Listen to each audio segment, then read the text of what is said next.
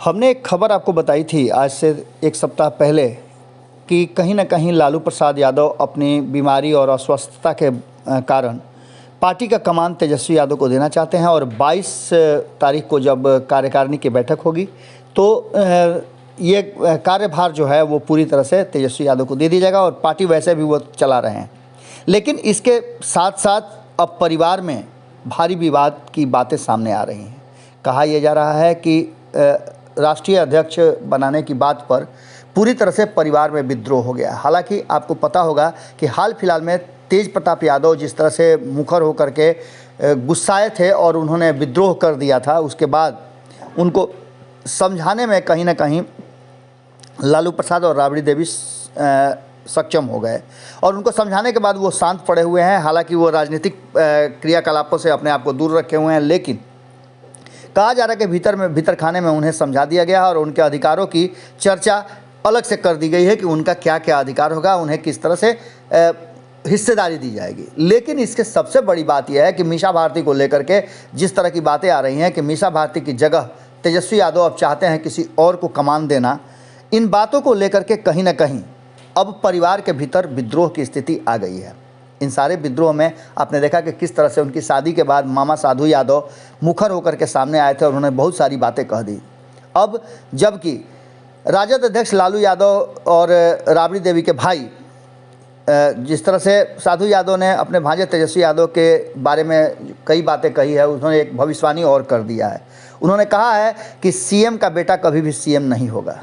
इस बात का इतिहास उठा करके देख लीजिए। उन्होंने सीधे तौर पे कहा है कि कोई मुख्यमंत्री रहा है, उनका कोई भी बच्चा मुख्यमंत्री नहीं बन पाया है। श्री कृष्ण बाबू से लेकर दरोगा बाबू, बीपी मंडल, जगन्नाथ मिश्रा, भगवान झा आज़ाद, सत्येंद्र प्रसाद यादव, भोला प्रसाद शास्त्री, चंद्रशेखर बाबू समेत कई नेताओं का नाम उन्होंने गिनाया है, कई मुख्यमंत्रियों का नाम उन्होंने बताया है और कहा है कि सीएम बने लेकिन उनके बच्चे कभी भी सीएम नहीं बन सकते। उनके परिवार के लोग बन सकते हैं लेकिन उनके बेटे कभी भी सीएम नहीं बन सकते हैं। और ये बात बड़ा ही सटीक ढंग से उन्होंने कहा है और उन्होंने साफ तरीके से कहा है कि इसलिए तेजस्वी यादव कभी भी मुख्यमंत्री नहीं बन सकते हैं। बेरोजगारी यात्रा पर निकलने के लिए और बेरोजगारी यात्रा करने के लिए जिस तरह से तेजस्वी यादव ने रथ का इंतजाम किया था और बाकी सब तैयारियां की थी, उस पर भी कटाक्ष करते हुए साधु यादव ने कहा कि क्या वो रोजगार बांटने के लिए बाहर निकल रहे हैं?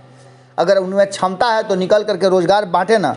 झूठ मूठ का जो बातें हैं जो जिससे बिहार की जनता को परेशानी हो रही है वो तो कभी वो पूरा कर नहीं रहे हैं, हमेशा बिहार से बाहर ही रहते हैं। ऐसी स्थिति में बेरोजगारी यात्रा ढोंग के अलावा कुछ भी नहीं है। उन्होंने सीधे तौर पे कहा है कि अगर कोई रोजगार दे सकता है, कोई नौकरी दे सकता है तो वो मुख्यमंत्री नीतीश कुमार ही दे सकते हैं। और ऐसी स्थिति में नीतीश कुमार के सामने तेजस्वी यादव की कोई औकात नहीं है। इस तरह की बहुत सारी बातें उन्होंने कही हैं और उन्होंने उनके बेरोजगारी यात्रा पर भी सीधी तौर पे सवाल खड़े किए हैं और कहा है कि इससे किसी को कोई फ़ायदा नहीं मिलना है, सिर्फ युवाओं को बरगला रहे हैं। युवा भी अब उनको अच्छी तरह से समझ गए हैं।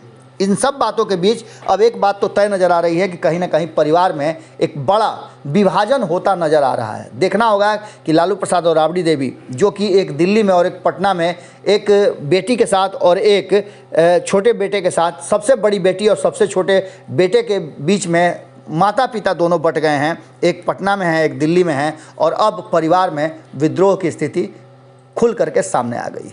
अगर ये वीडियो पसंद आई और वह बिहार के राजनीति और बिहारियत से सरोकार रखेनी तो सब्सक्राइब बटन दबा के चैनल के सब्सक्राइब कर ली। ओजे एगो घंटी बा, ओकरा बटन दबा देला से कुल सटीक और मारक खबर रुआ मुफ्त में मिल जाई। अगर रुआ पत्रकारिता के हमनी के नया प्रयोग में सहयोग कर चाहतानी तो ज्वाइन बटन दबा दी। पेटीएम नंबर नोट कर ली 9386816700। धन्यवाद।